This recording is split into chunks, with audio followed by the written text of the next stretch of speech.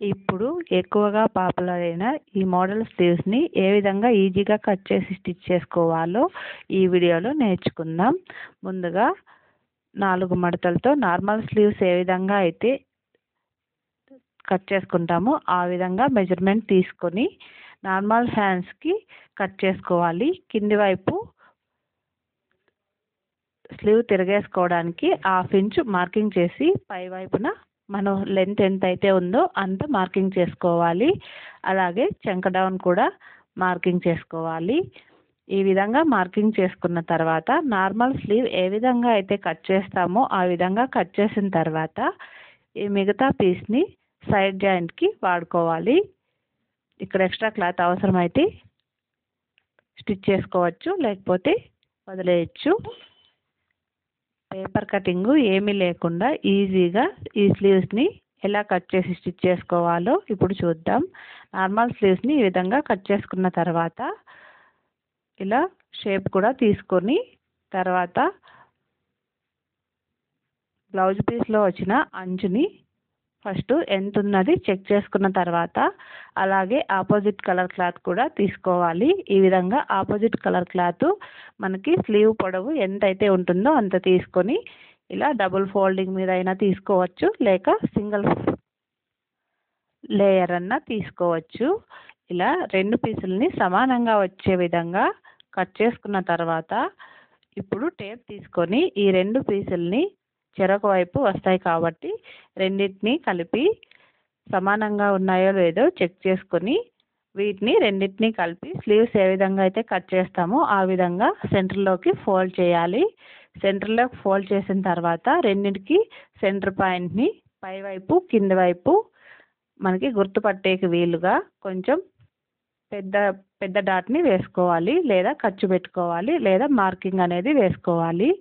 ఇలా సెంటర్కి marking first వేసుకున్న తర్వాత అన్ని మార్కింగ్లు వేసిన తర్వాత కన్ఫ్యూజ్ కాకుండా సెంటర్లో మార్కింగ్ 2 ఇంచెస్ వచ్చే విధంగా కొంచెం సెంటర్లోది పెద్దగా వేసుకోవాలి. ఇప్పుడు సెంటర్ మార్కింగ్ నుంచి అటువైపు 2 ఇంచులు ఇటువైపు 2 ఇంచులు ఉండే విధంగా ఈ విధంగా మార్కింగ్ వేసుకోవాలి. నేనైతే పై వైపుకి కింది వైపుకి 2 ఒకేసారి మార్కింగ్ అనేది వేసుకుంటున్నాను. పై వైపు కింది వైపు సేమ్ వేసుకుంటే రీజన్ అనేది లేయర్స్ ఒకదాని మీద ఒకటి పర్ఫెక్ట్గా వస్తాయి, లేదంటే ఎక్కువ తక్కువ వస్తుంది. అదేవిధంగా పైవైపు కూడా ఇలాగే మార్కింగ్ చేసుకోవాలి. సేమ్ కింది వైపు ఎక్కడైతే మార్కింగ్ వేసామో అక్కడే మార్కింగ్ వేసుకోవాలి. ఇప్పుడు మార్కింగ్ వేసాం కదా, ఈ సెంటర్ పాయింట్ నుంచి ఒక్కొక్క మార్కింగ్ దగ్గర నుంచి 2 ఇంచ్ మార్క్ ఉంది కదా, అక్కడ నుంచి ఇలా సెంటర్కి వచ్చే విధంగా ఒకదాని మీద ఒకటి కొంచెం కూడా గ్యాప్ లేకుండా ఒకదాని మీద ఒకటి పర్ఫెక్ట్గా కరెక్ట్గా ఉన్నాయో లేదో చెక్ చేసుకొని ఇలా మొత్తం ఫస్ట్ ఫోల్డ్ చేసి ఇలా పట్టుకోవాలి. పట్టుకున్న తర్వాత లెవెల్గా ఉందో లేదో చూసుకొని ఒకవైపు మొత్తం ఒక పెద్ద స్టిచ్ వేసుకోవాలి. అలాగే ఇటువైపు నుంచి కూడా రివర్స్లో 2 ఇంచెస్కి ఒక్క చోట ఉంది కదా, వీటన్నింటినీ కూడా ఇలా సెంటర్లోకి ఫోల్డ్ చేసి మొత్తం రెండింటినీ కలిపి గ్యాప్ లేకుండా స్టిచ్ అనేది వేసుకోవాలి. అలాగే పై వైపును కూడా వేసుకోవాలి. కాకపోతే కింది వైపు కుర్చీలు గ్యాప్ లేకుండా ఒకదాని మీద ఒకటి పెట్టేసాం కదా, పై వైపు అలా కాకుండా ఒక పాయింట్ లేదా 2 పాయింట్లు ఇలా క్రాస్గా వచ్చే విధంగా లేయర్గా కొంచెం క్రాస్ వదిలి స్టిచ్చెస్ అనేది పెట్టుకోవాలి. ఇలా ఒకదాని మీద ఒకటి కొంచెం దూరంగా కుర్చీ కనపడే విధంగా పెట్టుకోవాలి. అలాగే లాస్ట్ మార్కింగ్ని వదిలేయాలి. ఇటువైపు అటువైపు కూడా లాస్ట్ మార్కింగ్ని వదిలేయాలి. ఇలా మొత్తం స్టిచ్ చేసుకున్న తర్వాత అటువైపు ఇటువైపు సమానంగా ఉన్నాయో లేదో తర్వాత ఒకసారి చెక్ చేసుకున్న తర్వాత ఇప్పుడు దీన్ని అటువైపు ఇటువైపు స్లీవ్ ఎంత అయితే ఉంటుందో అంత ఇందాక లైనింగ్ని కట్ చేసాం కదా స్లీవ్ కోసం, దాన్ని చూసుకొని మెజర్మెంట్ని స్లీవ్ ఎంత ఉంటే అంత నార్మల్ ఆపోజిట్ క్లాత్ని తీసుకోవాలి. ఇది సెంటర్లో మాత్రం ఇలా ఎక్స్ట్రా క్లాత్ తీసుకొని స్టిచ్ చేసుకోవాలి. దీన్ని ఇలా స్టిచ్ చేసిన తర్వాత ఇప్పుడు అటువైపు ఇటువైపు ఇది ఎంత హైట్ అయితే ఉందో దానికన్నా కొంచెం హైట్ ఉండే విధంగానే ఇలా బార్డర్ సైడ్కి కట్ చేసుకున్న తర్వాత ఇది బ్లౌజ్ పీస్లో బార్డర్ దీన్ని బార్డర్ని సపరేట్ చేసిన తర్వాత మిగిలిన పీస్ ఉంటుంది కదా, ఫస్ట్ ఫ్రంట్ బ్యాక్ బ్లౌజ్కి స్టిచ్ చేసుకోవాలి. ఎందుకంటే దీనికి పీస్ కొంచెం ఎక్కువ పడుతుంది కాబట్టి మళ్ళీ తక్కువ పడే అవకాశం ఉంది. First front back blouse stitch చేసిన తర్వాత స్లీవ్స్కి కట్ చేసుకోవాలి. ఇప్పుడు ఈ మిగిలిన క్లాత్ అంతా ఫ్రంట్ బ్యాక్ స్టిచ్ చేసిన తర్వాత మిగిలిన క్లాత్ కాబట్టి ఇలా కొంచెం ఎక్కువ పీస్నే తీసుకోవాలి. స్లీవ్స్ లైనింగ్ని పెట్టుకొని చూసి ఎక్కడి వరకు అయితే ఉందో అక్కడి వరకు ఇలా 2 మడతలుగా కట్ చేసుకోవాలి. అటువైపుకి ఒక పీసు, ఇటువైపుకి ఒక పీసు కట్ చేసుకోవాలి.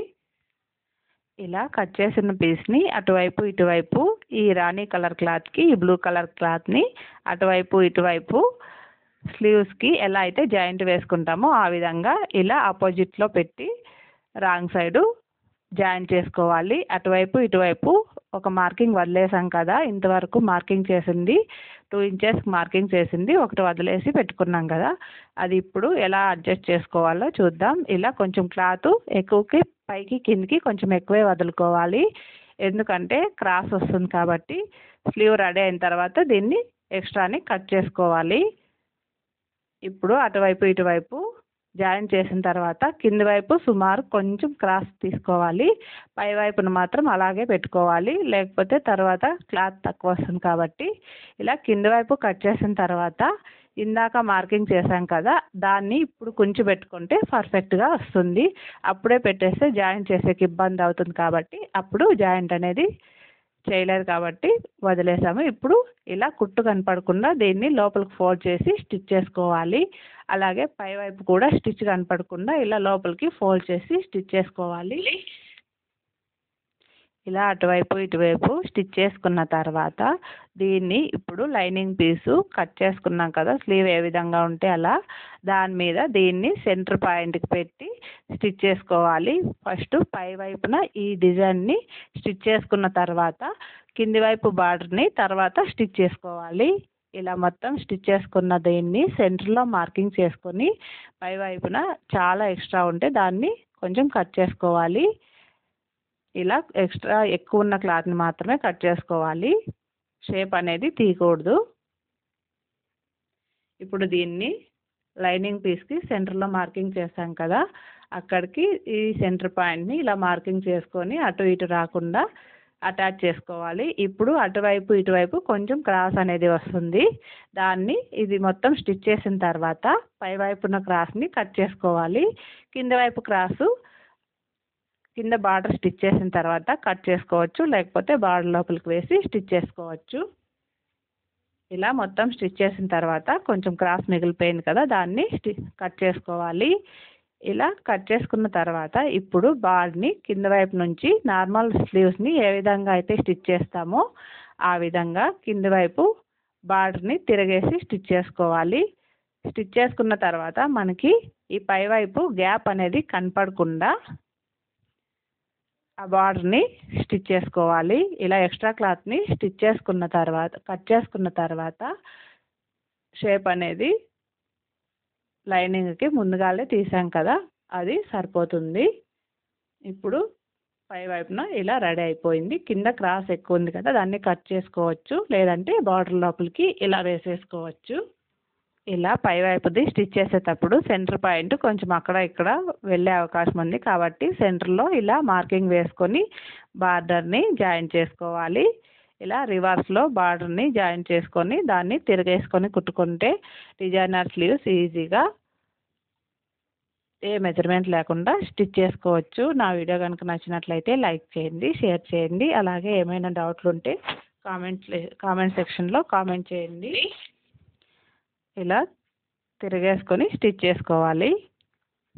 స్టిచ్ చేసిన తర్వాత పైవైపు బార్డర్ని పైన కుట్టు కనపడకుండా దాన్ని కవర్ చేస్తూ స్టిచ్ చేసుకోవాలి.